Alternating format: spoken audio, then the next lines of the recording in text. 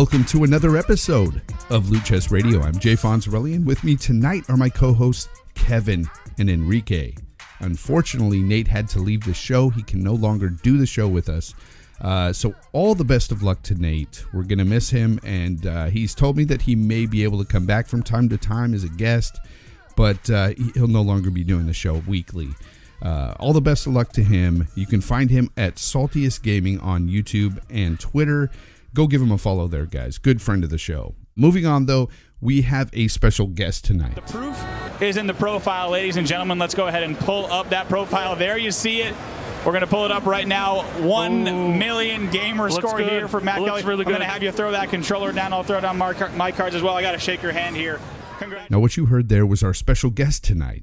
Back in 2016 at E3, he was invited to go up on stage and hit 1 million gamer score on Xbox. Now, while that may be a great accomplishment, he's also very accomplished on YouTube, growing daily by giving us all the latest and greatest gaming news. He's not only someone who's well known within the community, he's also somebody I personally call a friend. Without further ado, the man with a million, Mr. Randall Thor. Really appreciate you coming to the show tonight. Dude, I don't know what to say. That is the best intro I've ever heard for myself. I'm like, I have flashbacks right now. I'm literally flashback to E3 2016. Like, I couldn't believe you brought that. Yeah, I had to do it, man. I had to do it, and this is what I'm going to do for our guests every week because, they're special, right? Oh, there's nothing special about me. Come on now. No, Rand. But you know what? Here's I'll never forget Rand standing next to Jessica Chobot. Either can I. I dream about it nightly. I was watching that, and there's Rand standing next to her. I'm like, oh man, Rand's lucky. Dude, I never forget when Phil. See, a lot of people wonder, like, what did I push for this or how it happened? Well, it was actually Phil Spencer himself, the head of Xbox, actually kind of extended the invite to me one day while we were playing Halo. It like floored me, so that was pretty cool. Yeah, that's awesome, man. And here's the thing: there was a missed opportunity last week. And I should have done it with Tony because on our very first episode, guys, if you remember, we all went around and told each other about our, we gave each other a little bit of a brief gaming history on ourselves. So Rand, as a special guest, I want to know, how did gaming start for you? Well, it all started for me. I got my first system in the NES. Punch-Out was the first game I saw. I mean, I had the Atari, but I don't have any memories of it. So the first actual system I remember is the NES. But after that, I went to Sega. I was a Sega Genesis guy, Sega Saturn, Sega Dreamcast, Sega 32X. Like, I had all that stuff. Oh, I was right there with you with Sega, man. Right there. Yeah. So my Nintendo history kind of stops with the NES, and I didn't get another Nintendo system to the GameCube. So that whole stretch of Super Nintendo and 64, I didn't really play anything on there. So I just don't really have the love of Mario and Zelda and Metroid that a lot of people do. But then I became a PlayStation fan. PlayStation 1, PlayStation 2, those were my systems. So many great games on there. And then the Xbox came out, and I didn't get it right away. I didn't really actually pick it up until Halo 2. I don't know if you guys remember the hype surrounding that game. Those TV commercials, especially the one where they said, now I lost it. Someone help me out here. The commercial. Was it about dual wielding? Because that was kind of a big deal. No, it was the one that was like, oh, there are those who said this day would never come. What are they to say now? Yes. And I don't know. I just love that commercial. I bought the game, fell in love with the multiplayer, played it every day for a year. But even when I was playing Halo 2 online, I still consider myself a PlayStation fan. I was waiting for their announcement of PlayStation 3. In the meantime, I picked up the 360 because you could actually upscale Halo 2 to 720p on the 360. So I had a 720p TV. So I was like, I'm going to take advantage of this. But even then I was like, okay, what do you got for me, Sony? What are you doing with the PS3? And then they were like, it's $600. Our fans are dumb. They'll buy it with bricks. If it just came with bricks, you got to get a second job. And I'm like, whoa, wait a minute here. This isn't what I wanted to hear. And then the 360 started getting all the games. It was the de facto third party machine, and of course achievements, which I'm not gonna lie had a lot of impact on me personally. And that was it. I was like hooked on Xbox from basically that point until this year when I actually got a PlayStation 4. So I went from 2005 to 2018 with just the Xbox 360, and that was it. Well, on the Xbox One, but no other system. Nice. Because I didn't need it, because I played everything. I played 150 games a year on the Xbox. So I didn't need a PlayStation 3 or Wii or whatever. So that's my gaming history. Yeah, it's much like ours. We've all played everything in the past. And speaking of that Halo 2 commercial, man, the Xbox brand back then had the best commercials, period. They had the best commercials. I loved them all. From the Gears to the Halos, they all had great commercials. Let's move on, guys. Let's talk about some games now. You guys ready? Let's talk about the games. Gaming news. I want to talk about Nintendo Direct. Yes, Nintendo Direct Mini to be exact. They had their little show, guys, and they showed a lot of stuff. They announced some games that are coming out this year, but one of the biggest games they announced was a port of Dark Souls, and it's not just an ordinary port, it's a remaster. So did any of you guys watch this, and did any of these games speak to you, and are you excited for Dark Souls, the remaster? What's a Nintendo? Oh my! I knew that was coming. Well, I mean, I'll start off. I mean, Mario Tennis. I've been a big fan of that over the years. Mario Tennis, Mario Golf. Those are really good party games I play in the house with, family and friends. It's a fun game. Kirby's new game looks pretty cool. A lot of these ports that people are complaining about, I didn't have a Wii U, so this is awesome for me. You know what I mean? I get to play these games. I think Donkey Kong Tropical Freeze is coming. I do believe. That I heard that's one of the best platformers of all time. And then what else is coming? Yeah, I heard it's yeah, it's one I'm wanting to pick up. What else? I think there's a couple more. Kirby and I already said Kirby. What else did they show? There was a Pokemon, I thought. No, was it Pokemon or I don't remember if I seen a Pokemon, but I do know that they showed Ys 8, I think it's called. I think it's for the PS4. That's like a fan favorite. It's like a cult classic. Might pick that up. It's just, it just seems like Nintendo's kind of catering to their audience, and I feel like the ports are a good thing because a lot of people didn't pick up the Wii U, obviously. That's true. That's true. So, and I would like to see Smash come over and all those other games that really didn't get the justice they needed. You know what I mean? But overall, I mean, the Switch is doing their thing. I'm pretty sure they'll be coming out with some bangers. I think Metro would probably be a big game of 2018, maybe Pokemon, but this is not the end-all be-all for Nintendo for 2018, I don't think. Enrique, what did you think about this? I actually really enjoyed it. This is Nintendo does a really great job, or has been doing a great job recently with, I think, keeping a high level of engagement with their fans and just kind of keeping people kind of excited about what new content's going to be coming out in between some of these bigger releases. So to me, as a fan of gaming, this speaks to me.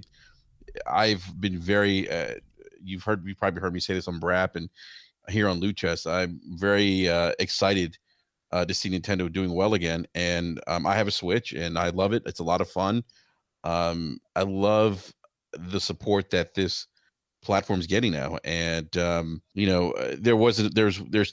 out of all the games that I saw at the Nintendo Direct Mini, was the two that I'm looking forward to the most would be obviously Dark Souls Remastered, and then Hyrule Warriors Ultimate Edition, which I thought looked pretty good. And then I'd probably throw Mario Tennis Aces in there. Oh, that's probably more so for my my two sons than me. And then actually, I'd even throw Donkey Kong because I didn't get a chance to play that particular version of Donkey Kong Country Tropical Freeze. So I heard it's a great platform. I heard it's challenging, and I think there's a new character, Funky Kong. I think they're introducing Funky Kong. Yeah, I saw that. He has like Switch version, the surfboard and whatnot. Yeah, surfboard. Yeah, you could do like different different moves or something like that. But yeah, I'm excited. I love these Nintendo Directs. I think it's a great way to for Nintendo to kind of keep that high level of engagement with with Nintendo fans. I'd actually like to see Sony and Microsoft maybe do something like this too. Yeah. Well, Sony's got PSX. I mean. Yeah, they do, but I don't know. I just like how it's kind of short and sweet with the directs. They get in there, they kind of especially this one, they get in there, they kind of lay out a couple games, and all this stuff. It's just a nice roadmap to have in between, some of their bigger releases. Obviously, Mario, Metroid's probably coming out later this year. There's that rumored Pokemon RPG. Oh, and Bayonetta 3. Wait, what's that, Kevin? Bayonetta 3. I forgot about that one. Oh yeah, Bayonetta 3. Yeah, it's coming out. So, and then and then they have all these other titles that they're showing off in the meantime. So, um, but I'm excited for Dark Souls. Although the only thing that I'm a little kind of bummed out about is that you'll probably have to pay that Switch tax. Yeah. Are you willing the remaster is coming to both, and you're willing to pay that all 3 consoles, but for a game you've already played, right? Yeah, see, and that's the thing. Like, yeah, do a I lot want of people are. Somebody actually mentions to me in DM. They're like, "Do you want to get the Xbox version or the PS4 version and pay like maybe $50, or get the Switch version, possibly like lower resolution frame rate or whatever, and pay more money?" But it's portable. Well, that's what I said. Like, but it's portable. But I can take it with me. So Rand, so you're not a big fan of Nintendo, like myself. I'm not a huge fan of them. For me, it's just I'm not into those types of games anymore. For you, why is it that you don't play it? It's probably because of like my gaming history, like I laid out earlier. Like I went from the NES to the GameCube, so I don't have the love of Zelda. I don't have the love of Mario. I don't have the love of Donkey Kong, because I've never played a Donkey Kong. So all their core franchises, when they became popular, I never played them. So to me, it's when people ask me this, I just be like, okay, just imagine yourself as someone who doesn't like Halo. And then, when someone asks you, like, why don't you like Halo? And it's the same thing. Like, it's that same, you look at a trailer for Zelda and I'm just apathetic. It's not that I hate it, because I don't, but it doesn't do anything for me. I just look at it with blank eyes. It's like, okay, if you like Zelda, great for you. I personally don't. Now, I'm not going to trash the game because I've never played it, and I'll give my opinion on it whenever I do. And I didn't really read much into this mini, but it seems like the biggest announcement to come out of it was the Dark Souls remaster or remake. Like, that seems, unless I'm wrong, but for a Nintendo Direct to come out and the biggest thing to be about people are talking about are all the remasters from the Wii U, doesn't that seem kind of weird? Like, I know like the Switch just had one of the best maybe first years ever with all their games, but their original content they like laid out from this point until like June or whatever, it seems to be lackluster, which lackluster still better than Xbox's 2017, but I don't know. Like at this point, when you talk about like Wii U games, since nobody really owned the Wii U, even though I don't really care for Xbox's back compat, like I kind of look at like, man, wouldn't it be cool if like the Switch was back compat with the Wii U? Because then you wouldn't have to buy those games. You could, if you already owned them, you could have played them on the Switch. Yeah. At least I don't know. Like that's kind of what I was thinking when I saw some of the news come out from the Direct. Yeah, no, I hear you, and you put up a good question there about Dark Souls. I don't know, Enrique. Let me ask you something. Do you think that them putting out games like this, these ports of older games and stuff, do you think that this is sort of a way they're playing catch up in a way with some of these third party games? Yeah, I think in some regards they're purposely doing to kind of fill the gap. And look, the Wii U did not sell well. No one bought games on that platform, so to me it's just natural for them to release games that most people didn't play on that platform, and it's a good way to kind of fill in that gap. I mean, that was Nintendo's biggest issue last console gen, was in between their big releases there were these like droughts, and it hurt him. It hurt him big time, and so it makes sense. I think there's I think I heard you say, Randy, you're not interested in backwards compatibility, or but I think there's definitely a market for BC. There's definitely that nostalgia factor to be able to go back and play older games, and I think Nintendo's just kind of capitalizing on that as well. Well, it seems like they're just trying to make a quick buck. Yeah. Well, I mean, they are, absolutely. It seems like there's some companies out there to be like, oh, Nintendo fans are now buying games. All right, what game don't we have that is not on the Switch yet? Think. Oh, put it out there, right? Yeah. Because you always hear about the news about how this game sold more copies on the Switch in 2 days than it did on Steam or did on Xbox. Yep. So there's this narrative going around, backed by data from developers and publishers, that people are hungry for content and software on the Switch. So now people and developers and publishers are like, well, let's get our games out there. What games can we throw on there? Well, did we make a game for the Wii U? We did? Okay, put it on the Switch, right? That's kind of what it seems like to me. Yeah, kind of like with I think Payday 2 was going to be on the Switch now too. Payday 2 is going to be on there, yeah. That was another one they showed. Yeah, but look how many people missed out on Bayonetta 1 and 2 or Bayonetta 2 more specifically last console gen, or on the Wii U. And that was a good game, but a lot of people didn't get a chance to play it. Yeah, nobody on the Wii U. We are LCR. And we won't stop it. I want to stay home and play Xbox, but my homies keep on hitting up my inbox. Say it's been a long time since they see me, so I'm cutting. Ooh, there's a loot chest in my sight.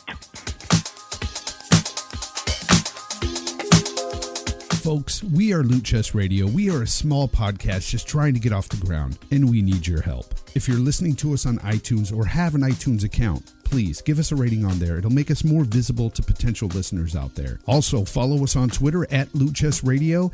And of course, as always, keep listening to LCR. Welcome to Loot Chest Radio, where you can find your best loot in a chest. I'm done talking about Nintendo, guys. Let's go ahead and move on. Let's move on from this. Let's talk about Destiny, another game we're all just happy to talk about. Yes, some big news. Big news. I'd rather talk about Nintendo than Destiny. Boo. Okay, here's the thing. There's some big news that came down the pipeline. They're actually trying to get people to come back to their game. As we all know, they've lost a substantial amount of players due to various reasons, but one of the biggest reasons was lack of endgame content. They seem to be working on and tweaking different things. For instance, strikes. When we played the strikes in Destiny 2, there really wasn't much incentive to do so. Now they're trying to give you better rewards within the strikes. They're also shifting focus from bright engrams that of course you can buy with real money. Well, instead they're trying to reward more through activities. Their masterwork system, currently they have weapons there, but they're going to be adding armor in this. But the biggest news is they're bringing back 6 versus 6 in PvP. Yes, you'll still be able to do the 4v4, but 6v6 is coming back, and that is a big deal. Is any of that making you willing to go back to Destiny? No, not really, bro. I'm done. No. Kevin? What's your tagline or your catchphrase? Oh, one thing they've done as well is they've gotten rid of the nightfall timer. Oh wow, that's a big one. Who cares? That's actually a pretty big one. It sounds to me. Doesn't it sound to me like they're trying to take Destiny 2 back to Destiny 1? Exactly. Exactly. That's exactly what they're doing. They're going to bring back more features from Destiny 1. Yep. Yeah.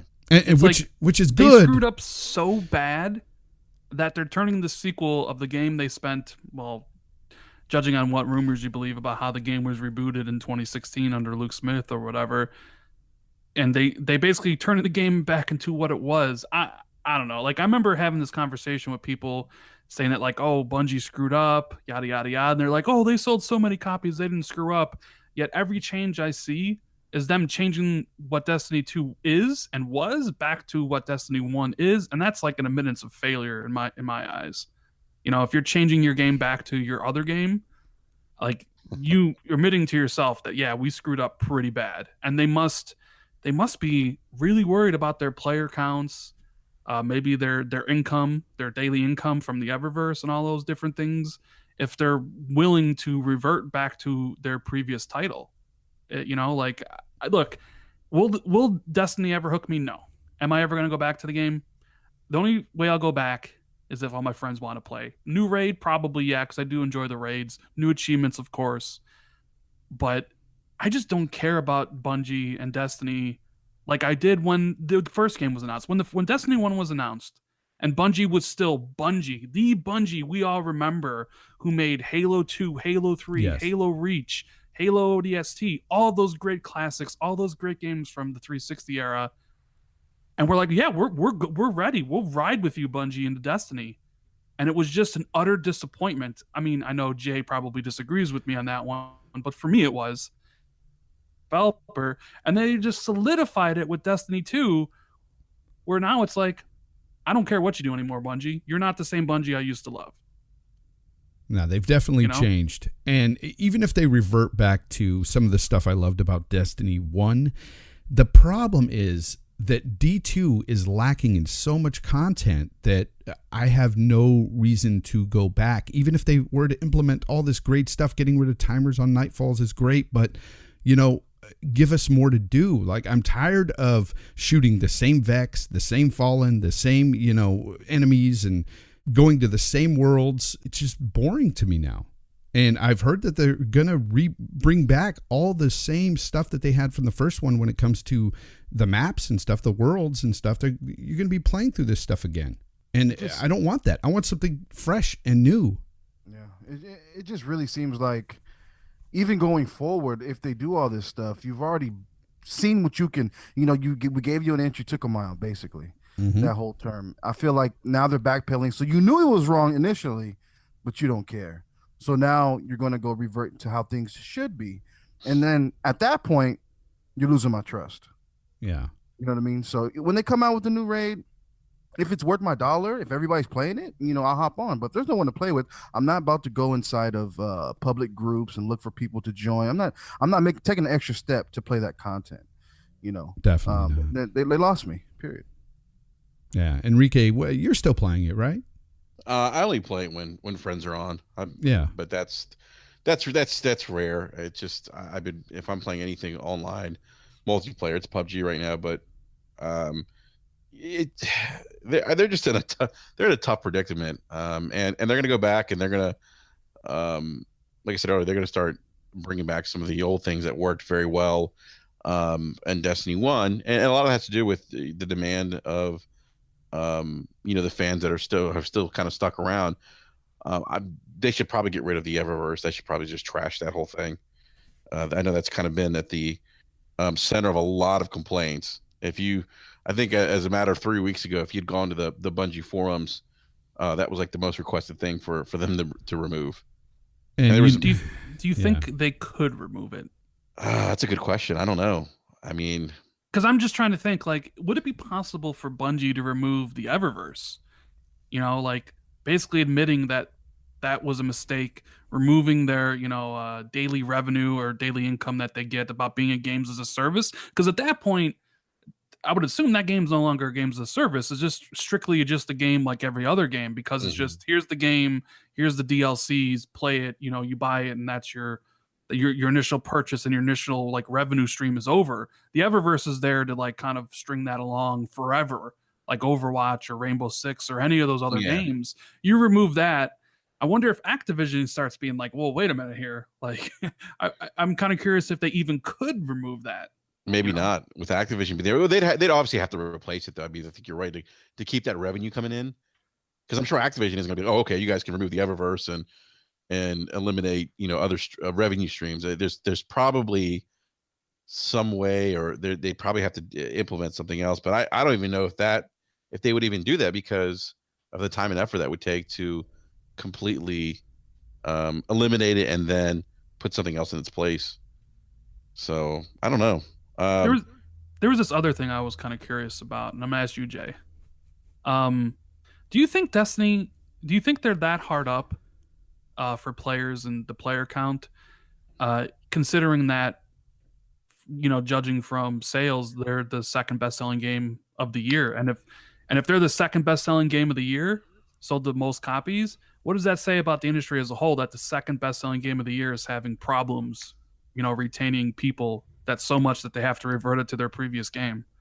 Oh man, it's a good question. That's a very good question. I personally look. I mean, if you look at the numbers, they have dropped off substantially from when they initially came out with the game. But I just think it's a testament to how poorly designed this game was in the end game. I really do. I think that they messed up with implementing this Eververse the way they did. Because at first, on face value, I thought that it wasn't very intrusive, but it actually kind of is. Anytime you put these bright engrams that you strive to get things out of, and then you put a dollar amount on these same things, you can buy them with real money, there's going to be a problem. And I just think there was a lot of factors involved here, and this game just really messed up. And I don't think it's anything else but that. I don't know. If you had to pinpoint like the biggest mistake they made, what do you think it is from going from Destiny 1, the biggest change? The biggest in your eyes. The biggest mistake, or the worst change. The worst change, the biggest change that led to. If I could only pick one thing, it would be Eververse. Eververse. Yeah, if I had to just put it down to one thing, it would be Eververse, because there's so much to pinpoint in the end game that they've taken out that is missing with content that I could be here all night telling you what's missing and what I think should be back. But yeah, Eververse, I would say. For me, I think if I had to pick one thing, it would be it completely ruined my incentive of playing the raid or doing anything multiple times over. Yeah, I was going to say that, because you don't have to now. You can just join a clan. Yeah, and get the words for free. Yeah. Just fuse it, and there you go. Yep, that's true. Sitting as someone who's only played like 60 hours and enjoyed their 60 hours playing Destiny 2, because I quite did. To me, like that one-time shader use thing seemed really weird, because it seemed like the ongoing meta of Destiny 2 was collecting shaders that you can only use one time. Exactly. And that seemed like a really screwed up change, when before it was about collecting weapons because they were all different, or even getting the best god roll of a weapon, so you'd have to replay the raid a bunch of times to get it. But it seemed like Destiny 2 changed that, because none of their weapons they were all the same rolls. Yep. And it was just like, okay, well, now I need to replay this stuff so I can get more shaders for my character, so I can have enough to use them, and then enough in backup so I can use them if I change my mind, and all this cosmetic stuff that they threw in there that really doesn't have any impact. I don't know. Like, to me, as someone who doesn't play Destiny like you guys play Destiny, I thought that was probably the biggest and weirdest change. It definitely was. And not to mention the shaders that come already defaulted on your armor that you pick up, like this quote unquote legendary armor. All these, the shaders are horrible. Yeah, they're pretty bad. Like they make you want to, like, oh man, this is disgusting. Let me put something else on top of this. And I think that just entices you to purchase things from Eververse, period. And they also give you a ton of shaders, because I've seen this on Twitter. People will say, you know what, I play this game all the time, I get tons of shaders, my whole inventory is full of shaders. Yeah, it's full of garbage shaders. You get garbage shaders all the time, but the really good ones you have to really try to find, and they're not that easy to get. And sure, you can take a chance and buy them through Eververse or whatnot, but that's real money we're talking about here.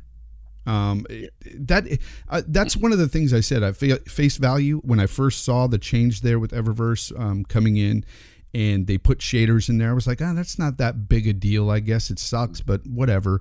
But after time went on, I noticed it became a bigger deal. And I put over 200 hours into this game, and I had fun doing it. But by the end game, I got tired of all the BS. I was like, I've had enough. This thing is not as good as it once was, and I attribute a lot of it to Eververse. Yep, and that was that was the issue with the Dawning holiday event, that it focused so much on cosmetic items that you could only earn through the Eververse, through the microtransaction store in the Eververse. Yep, and that was part of a lot of the complaints more recently against Destiny 2. But Rand, you brought up a great point about the meta and shaders in the first one. And that cosmetics, the appearance, that's always been a big appeal, I think, in a lot of MMOs, appearance, and they've almost made it difficult, and really, well, for me, they made it very difficult and frustrating, because, like Jay said, you're right, you can get a lot of shaders, but they're garbage. They look terrible, and then you can't keep them. You burn through them. Yeah, and I've got to point something out here so people understand, listening out there. When I say the problems stem from Eververse, and that's the biggest issue I have, is because all the focus and attention seems to be put on Eververse from Bungie. They are focusing on this rather than focusing on the really bad things going on within the game, the stuff that they should be fixing, the stuff that they should be working on, which it seems like they're trying to address now. But it's like too little too late. Like, you've already lost a lot of people. Mm-hmm. And I don't know if they'll go back for these few changes. But having Eververse still there still puts it in the back of everybody's mind that that's where your focus will still be. Yeah, they're in between like a rock and a hard place, because they would get a lot of goodwill if they did remove Eververse. but then they can never add it back ever again for any of the Destinies. You know what I mean? Yeah. Yeah. So it's like, yeah, it would help in the short term, but like they couldn't do it for their next game. How about this? How about you removed Eververse and you give us worthwhile content that we spend $30 for? And I mean worthwhile content, not some rinky-dink Osiris content that takes an hour and a half to beat. Well, Jay, Bungie did say that making content's too hard. That's the problem. That's a problem. An issue. If you're gonna be an MMO, that's an issue. All right, here's another question for you.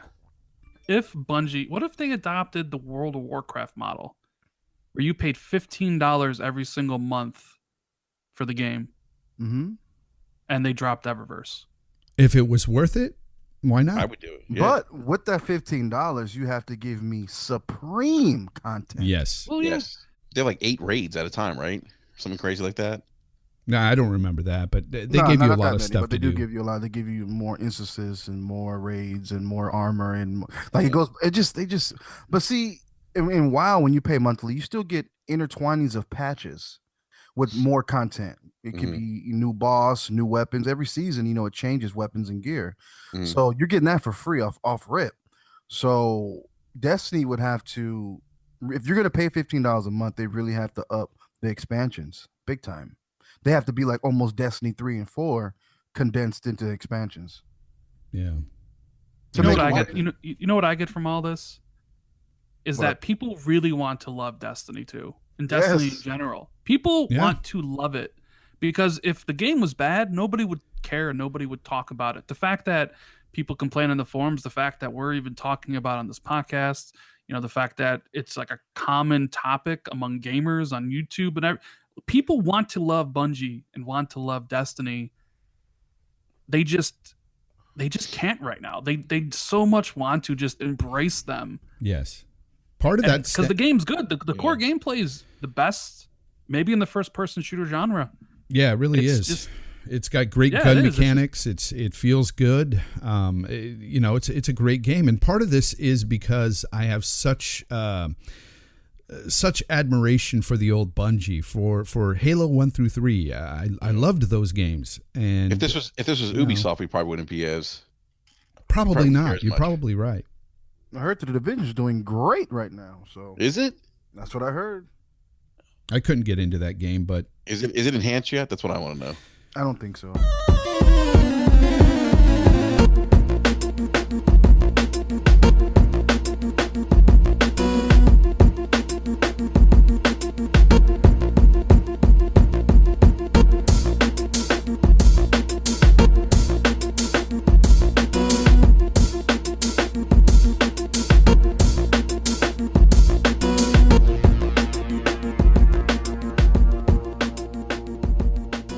Go ahead and move on and talk about a game that is doing awesome for the Xbox, and that is Pubg. Pubg hit 3 million players within the first 20 days of launching on the Xbox One. I want to ask you guys something. What is it that makes this battle royale game such a phenomenon? It's easy to pick up. It's easy to pick up? Yeah. Because every time I pick up that controller, every time I play it, it feels like the first time all over. Yeah. Yep. And if you're like not on that game for days, you're not penalized for it. You're not walking into a situation where everyone's leveled up their weapons because they've been grinding at it for 3 days, or weaponed up their character classes. You're starting fresh. Everyone's starting fresh every round. That's the brilliance of PUBG. That is true. It's accessible. That's true. And I know somebody here who's played like damn near every night. Rand. That'd be me. Yeah. What do you feel about this game, man? Dude, I've not been addicted to a game like this since Halo 2. Me. I am not a multiplayer guy. You guys know this, right? I like my single players. I like to get into a game, beat the game, and move on. That is what I do. That is what I've been doing for years. And then this game landed in my lap, and I was like, okay, I'll play it. I'll see what the buzz is all about, and then I'll just go back to playing what I normally do, right? But something strange happened on the way. I fell in love with the game. And I couldn't tell you why, because it's like what Kevin and Enrique said, and it's strange for for me to call you Kevin, by the way, Kevin. It's weird. I had to think about that for a second. It's all good. It's all good, Randall. Every game is new. None of the games that you play feel like the game before it, which adds a lot to it, right? And it's just a game that you can just have a ball with your friends. And it's one of those other games that is like, just one more, just one more, just one more. And literally 6 hours will have passed. I've played for 6 hours and it's like, where'd the time go? But what really is at the core for PUBG is that adrenaline rush, that feeling you get when you're in that final circle, when there's 10 people left, when you're trying to be the last man standing, your heart's pumping, your palms are sweating, you're like looking everywhere, you're shaking, and you just and then you win. And then you understand PUBG at that point. You know, that's what it clicked for me. Mm-hmm. Yeah, I like the way you put that, and that's exactly what draws me to the game, is that when you're in the last like 10 people and you feel like you're alone, but you're not, you're not, and at any moment you can get shot from the front, behind, the side, you never know, and that circle's closing. And it's closing in. I'm gonna tell you guys a story. It was about last week. It was me and some buddies of mine. We're playing, right? We're all squatted up. We're inside this house. We ran to the final circle ahead of people. So we were there inside of a house. I had one corner. Everybody had their corners. I'm watching the door, blah, blah, blah. So we noticed the circle. We thought it was the last circle. It ended up getting smaller, just a tad bit. So I was like, damn, that means we got to move, right? There's only 10 people left. So I said, you know what? I'm bored. I was like, guys, I'm going outside. Whatever happens, I'm going to yell, I'm going to scream, whatever. Just I'm going. So my heart's pumping, boom, boom, boom, boom. I'm ready. I hit that X button. I mean, I'm getting shot at. I'm like jumping around, like, what's going on? Like, I'm getting bullets from everywhere. I run around to the back of the house. There's like 6 guys trying to invade the house that we were camped out in, and we all died. But I think we got like second place. But I mean, it's like you start to learn the formula of the game as you play. You kind of learn positioning, you learn how to work with your team. It's a whole different sense of teamwork that I haven't really played in other games. You know what I mean? Like, everything's important. Sound is important. Your positioning is important. You know, your nervousness, the intensity that can have a toll on you as you're playing, trying to get to the next objective or whatever you guys are playing out. It's just, the game is always fresh all the time. And that's why I think people cater to that type of game style. That's why H1Z1 blew up, DayZ blew up, all those type of games, man. They just offer intensity that you never felt before, honestly. It's one of those games that has sold so much on the PC that to see it come over to the Xbox and do so well, it's not a surprise. I mean, this game and these style of games are doing very well. I mean, if you look at Fortnite, you know, they have that battle royale thing they're doing over there, and it's doing really well. But let me ask you guys a question. Do you think all the fun that we're having with these type of style games, do you think we will see or feel a fatigue with a lot of iterations from other companies? Of course, I think we will. I think because we're already hearing about it. Though. We're already hearing stuff about, like, the next Halo might have this battle royale type thing, and Ghost Recon and all these other games. And of course, with anything, when you play too much of something, you get tired of it after a while. Well, also you got to think that they'll do something different to make theirs stand out. I know Fortnite kind of blatantly copied PUBG, but at least they added the building aspect of it. It has a different kind of cartoony look. It's also free to play, so it free appeals to a lot of people. What this industry does really well, and what they always do, is they copy proven winning formulas. And right now, the biggest game on the planet isn't Forza. It's not Horizon Zero Dawn. It's not Call of Duty. It's PlayerUnknown Battlegrounds. Yeah. Over 30 million copies sold. And you bet your bottom dollar that all the developers and all the publishers in this industry are looking at that game, trying to think of a way how they can get a little bit of that money You damn well know EA is going to try something, Activision is going to try something, Microsoft's going to try something. They're all going to try something to try to at least break in, and they got to do it soon. You can't be the 15th battle royale game to the market. You have to be there quick. And Fortnite was their second, basically. You saw that Paladins game. They're doing one, right? So you're going to start seeing a lot of these games. Can you imagine? The biggest problem with PUBG right now is that it's very much an indie title. And what I mean by that, it doesn't really look good. It's got some pretty poor textures. It's got pretty bad net code, a lot of rubber banding in the early matches, a lot of lag. But can you imagine a AAA developer spending $100 million or whatever it would take to make that game and how good it could possibly look and run? I'm sure that the developers at Bluehole are probably thinking, man, our days might be numbered here. Because what if Battlefield, the game coming out, the rumored game coming out from EA, the next Bad Company 3, what if Bad Company 3 had a PUBG mode with the destruction that Battlefield can offer and the AAA graphics that it can bring on a stable server? That's at that point. I want to ask you a question here then, because you brought up a good point. Now, Bluehole, they're basically a small developer, but how much money have they made off of PUBG already? Let's see, 30 million copies sold, $30 per copy. What is that, 900 million, right? Okay. Steam takes 30%, so Steam took what, 30 million off the top, right? Oh, regardless, why haven't they fixed this game? Like, why haven't they added some people within the company to be able to do what is needed to be done to get this game running perfect by now? I've been asking that same question, because even at 3 million on the Xbox, that's 90 million, right? Yeah. It's nuts. Plus Steam, what they did on PC. So it's like, where's that money going? Like that game should not be rubber banding. It just should. I know people say, oh, it's an early access. You know what you're getting. Okay, I get that. But the only concern that I've ever voiced about PUBG was that, does it set a precedent with early access games where potentially developers can make a lot of money off a game, and then maybe where's the incentive for them to fix it under the guise of early access if people are paying for it?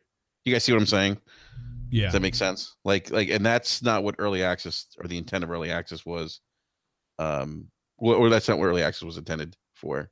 Well, no, it was intended to be like, hey, you can be in on the process as this game is made.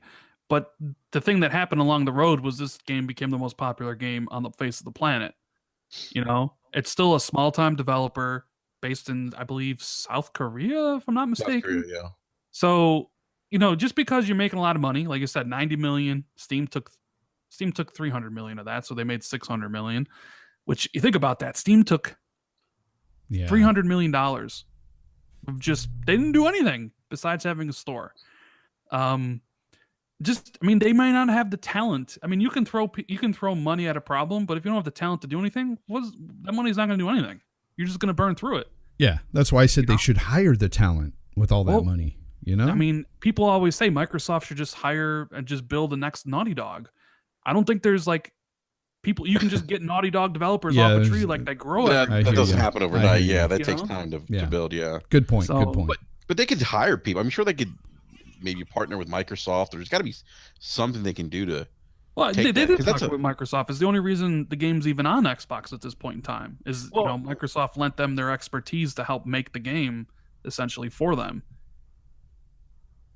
What I was saying is maybe hire or do something else with that money, kind of maybe build out the team more. I don't know.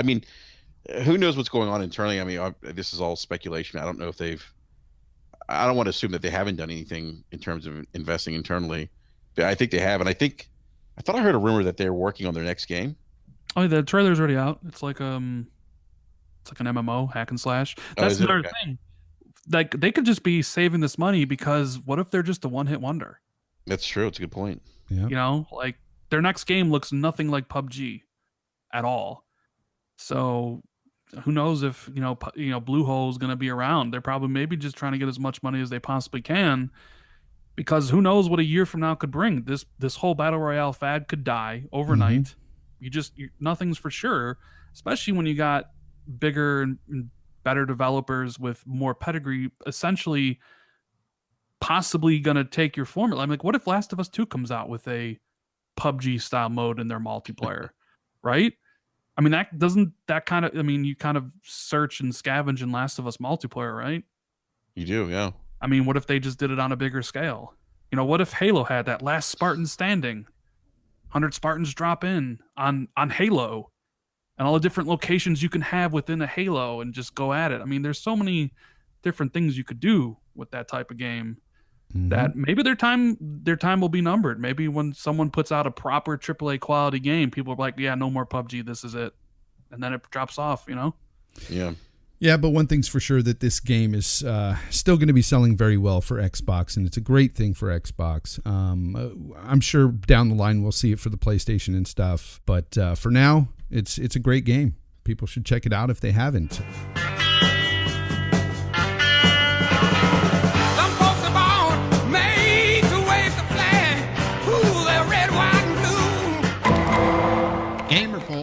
It's Gamer Poll time. That's right.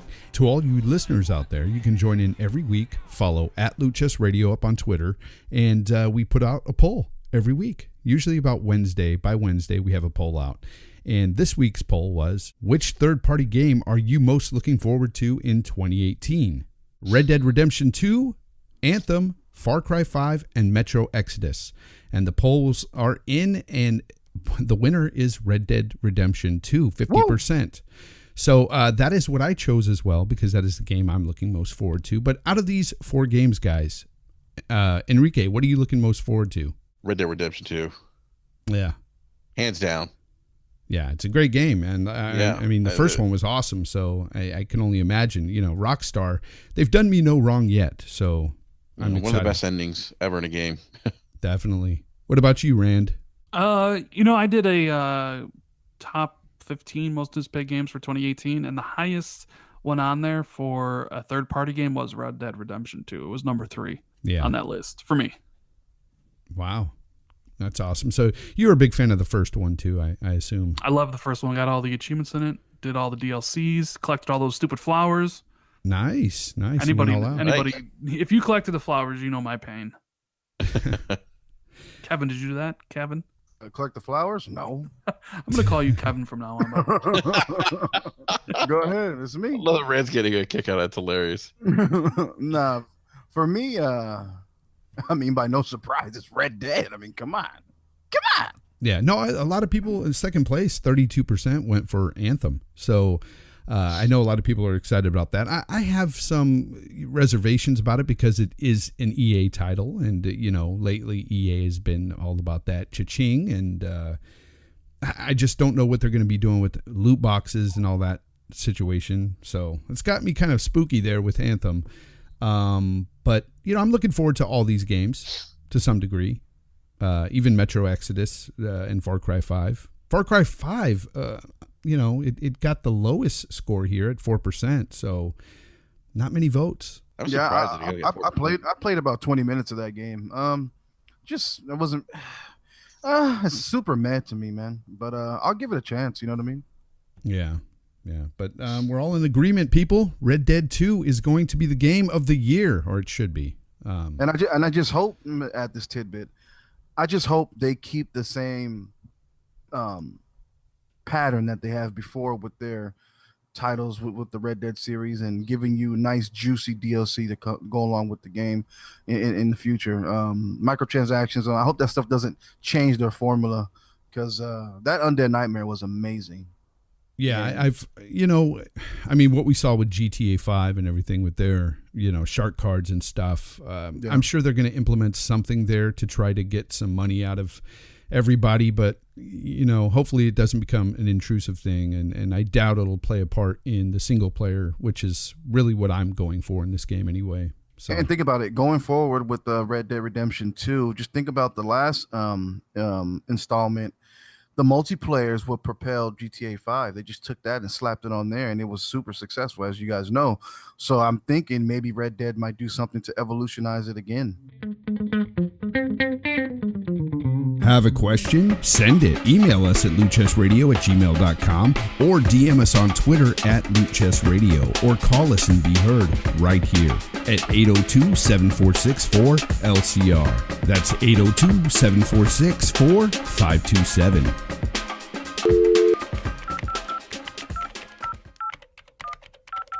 I want to ask you a bunch of questions, and I want to have them answered immediately.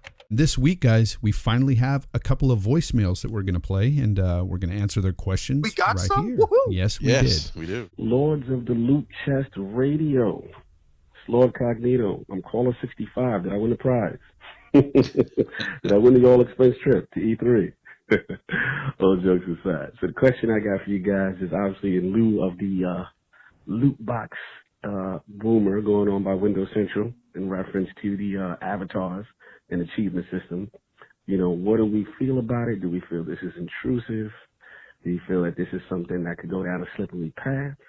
That is the question. Also, in my opinion, that if they've had a system like that for 360 in a while, where they had items that you can kind of acquire through gameplay. So I personally don't have a problem with it. Obviously, I'm very curious about Fonzarelli's opinion. Shout out to the salty one. I saw the video, good video on this topic as well. And salute to all digital and my man Brat, Loot Chest Radio. I'm out.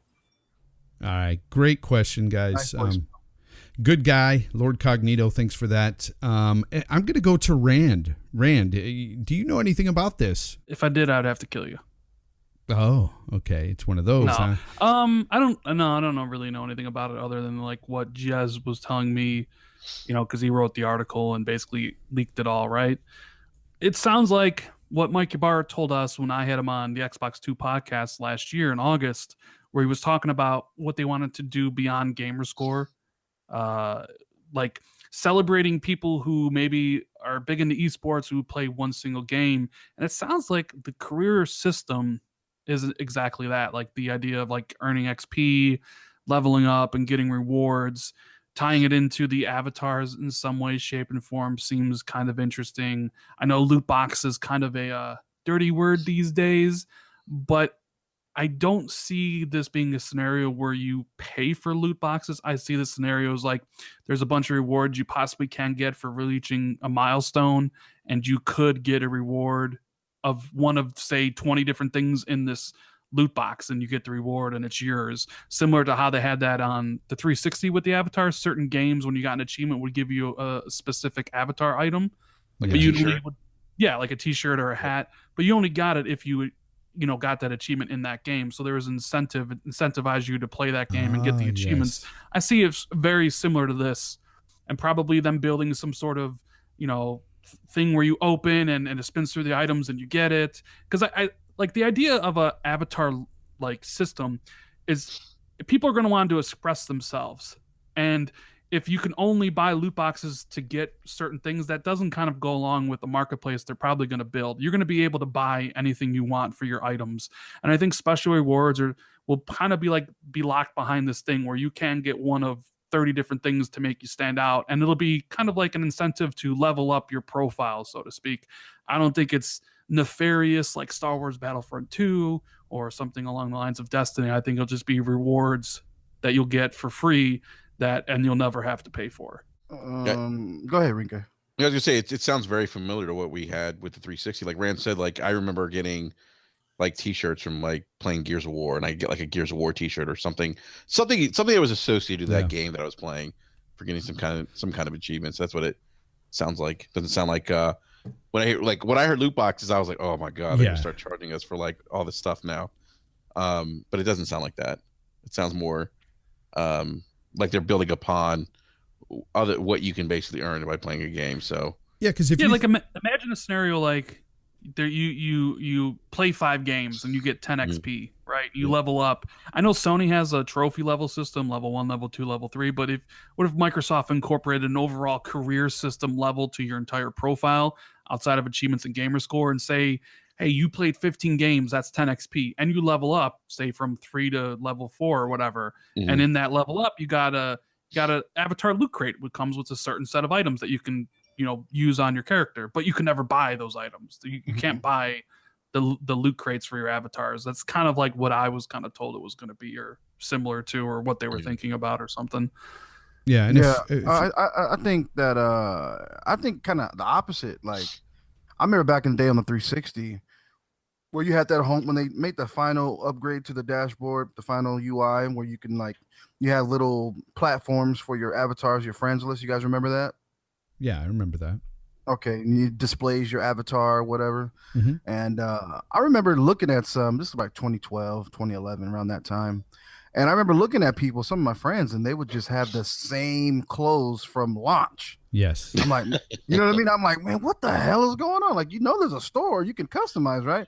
So little by little, I would see people, or even me, I would get free stuff from the games I would play, and it would kind of incentivize, give you a motive to change clothes, change hair, get hats, get get props and things like that.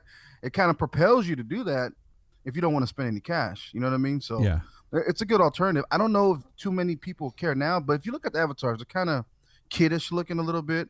So maybe the younger generation will like it. It'll be more attractive to them. You know what I mean? They can sit there and doll up the character or whatever. Well, so I think it has an overall appeal, but just for me, it's either or. I really don't care. Yeah, it looks like they look like Pixar characters, you know? They're done well. I mean, it's about time those avatars get upgraded, right? I remember back in the day, they used to have all those items and stuff you can buy in the shop. And, that's one thing I've always said. If they're going to sell items, sell specific items. Don't sell anything in a loot box with a chance to get something. I don't like that kind of stuff. But, yeah, sell a specific item to somebody for a couple bucks. That's whatever. If he wants to spend on it. If it's a loot chest for, like, props, fine, cool. But clothes, it's a little bit more personal. I don't think you would want to wear a pink wife beater or a purple wife beater or a wife, just anything. You wouldn't want to do it. Boom. Plus, I don't think this is coming out anytime soon. I think this is like quite early. I would imagine if it's coming this year, they'd probably announce it around E3, maybe give a demo of it, and maybe people in the alpha program could run through the paces of it at the end of the year. So I think this was kind of an early leak because even Jez was saying he didn't really have like the full info. He said there was definitely no hooks in the code or whatever for being able to pay for it. And who knows, maybe it doesn't happen. Although I have a feeling, I think something like they're working on something like this. I think buying a specific item, like a shirt or a hat will be there, just like it was with the 360. Let's go ahead and listen to our next call. Hey, this is Frank Rizzo. Yeah, that's right. Clean the corn out of your ears, jackass. Listen, you bastards. I gotta get this straightened out right now. All these little guys on Twitter that are harassing me every day about when Sony or Microsoft's gonna go full commando and skeet out the next gen console. You guys gotta help me. I can't take any more of these little ankle biters nipping at me over this. You got me, capiche? I'm at my wit's end. I'm ready to split my melon open with my bare hands. I tell you, these kids got me on the edge. I'm ready to snap like RuPaul after a shot of peach schnapps and a sassy one-liner. I'm ready to blow like Charlie Sheen trying to start his Ferrari. You guys gotta help me. Help me out here. I'll be waiting with bated breath there, beefy tits. Thanks. All right. Thanks, Frank, for that call. What? Oh, my God. What was... All right. So he wants to know, when is the next gen starting? Is it going to be in 2019, guys? We've talked about this last week a bit, but I want to hear from Rand. Rand, what's your thoughts on all this with the 2019 and new consoles deal? What do you think, man? I don't think we're going to see new consoles until 2020. Sony's still riding incredibly high. They just had one of their best years ever. System that really hasn't even been selling at $199 for long, right? I mean, it was only $199 for a week. Yep. And look what damage it did. So I think we're looking at 2020. I think 2019 is a year too early, both for Xbox and for Sony. And I do kind of feel that when they both launch, or when one launches, they're both going to launch. I don't see a scenario where Sony's okay with the Xbox 2 launching a year ahead of their PS5, or Microsoft being okay with the Xbox 2 launching a year behind the PlayStation 5.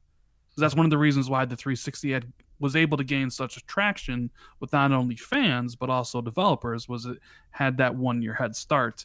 So in my mind, I see them both coming out at the same year with virtually the same specs and pretty much the same price point. So earliest 2020 for you. 2020 is like the earliest for me. We would see both. Is it possible they wait to 2021? I guess, but I don't know. Something about 2019, it feels a little bit too early, both for Microsoft and for Sony. Because if you look at it from Microsoft's perspective, 2019, so a year from now, they are selling the Xbox One X, which just came out 2 months ago, right? Roughly about 2 months ago, for $500. And even if you factor in a $50 price cut this year sometime, so the X is $450. And then even if you factor in another price cut in 2019, that's $400. What price does the next Xbox 2 have to come in at? You can't price it at $400 because that destroys the X, because it's the same price as the X, but it's better. If you price it at $500, you could, but then we're going to run into the whole scenario again of why are you pricing your next gen system at $500 when you know Sony's going to price the PS5 at $400, right? So it's like kind of one of those things where I have to imagine it's 2020 and the X will be $350 or lower at that point, and then they can introduce the next system at like $400 to compete with the PS4 or PS5 at $400. Because I can't see Sony going to $500 after $400 works so well for them this gen. Anybody else got anything to say? 2020. But I mean, Microsoft could surprise us with 2019 release, trying to get a jump on Sony, but I do feel like it's 2020. We'll probably get an announcement in 2019 E3, and then they'll come out the following year. I still think that Sony's going to strike first. They're gonna ride the 25th anniversary. Yeah, I think they're going to do it in 2020. Earliest is late 2019, but I'm thinking more early 2020. They're going to drop this PS5. So, like I've said before, I think that Xbox has put themselves in that position of power, and if they drop after Sony, they can push for just a little bit more juice maybe out of the console and always have that edge. I mean, Phil Spencer did say, and you could probably back me up on this, Rand, that they weren't going to put themselves in a position of lacking in power anymore. They weren't going to be one-upped in that department, essentially. Yeah, they're not going to give that ground. That's why I said I think they'll both be similar priced and have similar specs. Yeah. And with the whole rumor about Xbox signing games, I wonder if these games they're talking about are for this next system, because that's the other big question. It's like, yeah, we know next gen consoles are coming. However, do you think these games, like PS5 games, will they work on PS4? And will these Xbox 2 games work on Xbox One? I think backwards compatibility will work, but that's kind of the thing. Are we actually going to get true exclusives? Will PS5 games only work on PS5, and will Xbox 2 games only work on Xbox 2? That's like the kind of like what I'm most curious about, because that kind of undermined both the Pro and the X this gen, was that you didn't really need to upgrade because it plays all the same games. The problem is when you do something like that, you're always going to be held back to a certain degree. You're going to have to build it around the X1 or the PS4 Slim, and you can't do that. Right, so I was at, what do you think? Do you think Xbox 2 games will only work on Xbox 2? Or do you think they'll also work on Xbox One? No, I don't think so. We were kicking around the idea that the X might be forward compatible, I guess you would call it, but I mean, I could see the X being kind of like the base console moving forward, to be able to play some of those games on the Xbox 2. Because if you think about it, it's very capable. Getting some of those, like we talked about, like getting more of the PC like features in terms of being able to control frame rate, resolution, different graphical settings, stuff like that. Yeah, but I think the Pro is too far gone. And I'm not shitting on the Pro. I'm just saying that it's just not as powerful as the X. And with the X, I just think that that's a possibility. They could do something like that, and just have settings to where you can have a performance mode and an X mode where it's basically just the base game.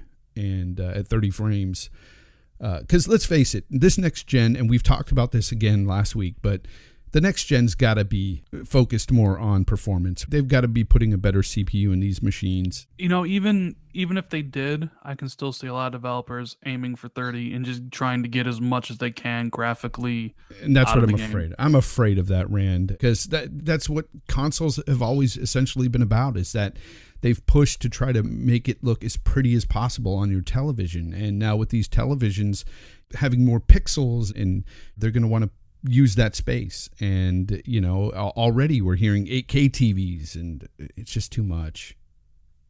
It's too much. But yeah, work on performance, I say. We have one question from Darth Riley. Hope I'm pronouncing that right. I think it's Riley. He's asking us, have you heard if Steve Downes is going to continue voicing Master Chief in Halo 6? There's a Halo 5 voice actor roundtable on YouTube hosted by Frank O'Connor. We're 25 minutes into the video. Frank O'Connor and Steve Downes confirm he's retiring. Also on Twitter. Also, his Twitter can't read. Also, his Twitter looks that way at Halo 5 launch time frame, where it kind of looks like he's saying goodbye to the series. Interesting. Yeah. I thought he was retiring. At least that was my. That's what I understand about. He retired from his radio job. Okay. He used to be a radio DJ here in Chicago. Okay. And when Halo 5 came out, that was what the announcement was, is he was retiring from that.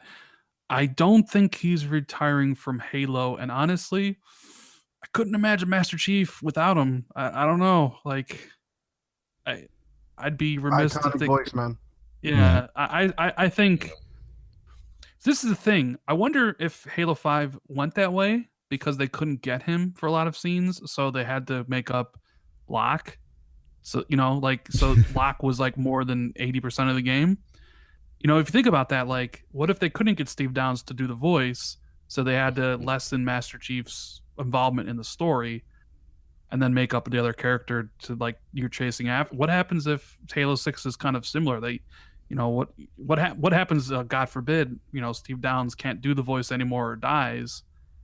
Do you just stop doing the character at that point? Because you just go back to being a mute. Yeah, I mean, I guess you could. No, you can't do a mute. No. Or you get someone who sounds kind of like him close. Get Troy Baker to do it. Yeah. Yeah. There you go. Get Troy Baker to do it. Yeah. No, I mean, like Rand said, I couldn't see anybody else doing this voice. I felt that way about Sam Fisher, and look what happened. Yeah. We don't know for sure if this is going to happen or not. So, I mean, we can't answer this question, right? No, I thought I heard some. I don't remember. This is a while ago, but I thought I heard he might be retiring. But I think Ray, you're saying he's just not doing radio anymore. In Chicago. Yeah. Okay. Yeah, he's not doing radio. All right.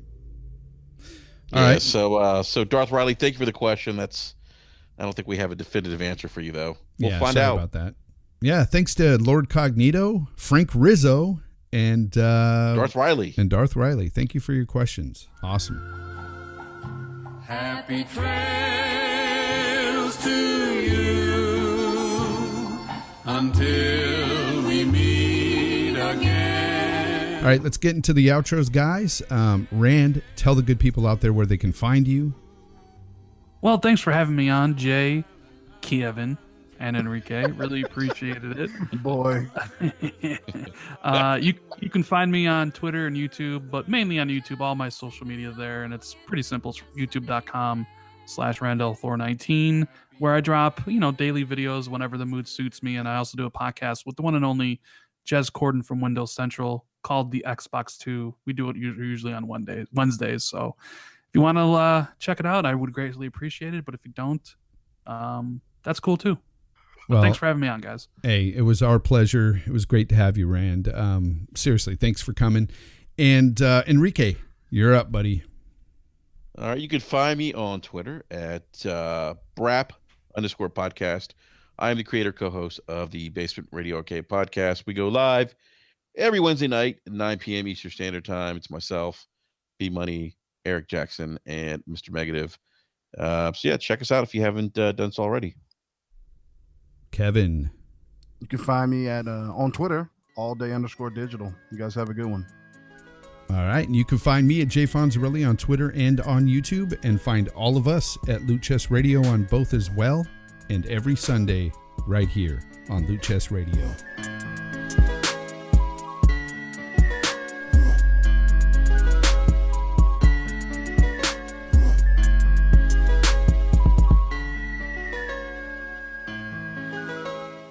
Still here? It's over.